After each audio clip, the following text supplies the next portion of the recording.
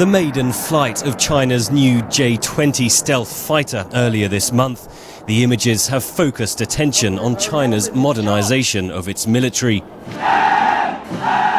The European Union banned the sale of arms or military technology to China following the crackdown on dissidents in Beijing's Tiananmen Square in 1989.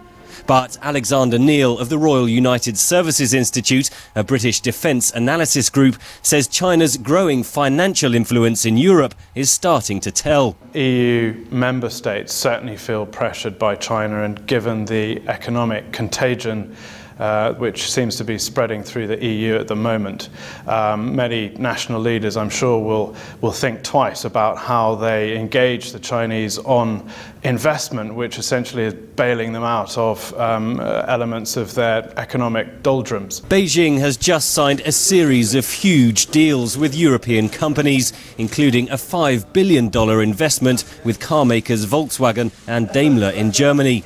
China says it is also prepared to buy up to $7.9 billion worth of Spanish government debt at a time of heightened fears over the future of the euro currency. Many EU leaders, including the bloc's foreign affairs chief, Catherine Ashton, have suggested it's time the arms export ban to China was revised. Britain, however, while welcoming its own slice of Chinese investment, is at odds with those EU countries that want to repeal the embargo. Again, Alexander Neil. The UK's position remains exactly as it has been over the last few years, which is now is not the right time to lift the ban.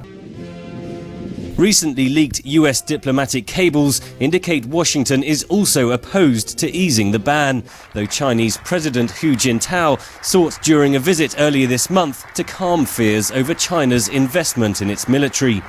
We do not engage in arms races or pose a military threat to any country. China will never seek hegemony or pursue an expansionist policy. Despite military spending estimated at $78 billion in 2010, Alexander Neil says China's armed forces still lag behind. But there are areas of concern where China has managed to play catch-up with the United States, particularly in its high-tech and asymmetric capabilities. China's J-20 stealth fighter is an example of such high-tech advances.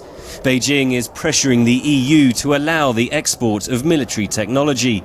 Because of China's financial muscle, Europe is now being forced to take note. Henry Ridgwell for VOA News, London.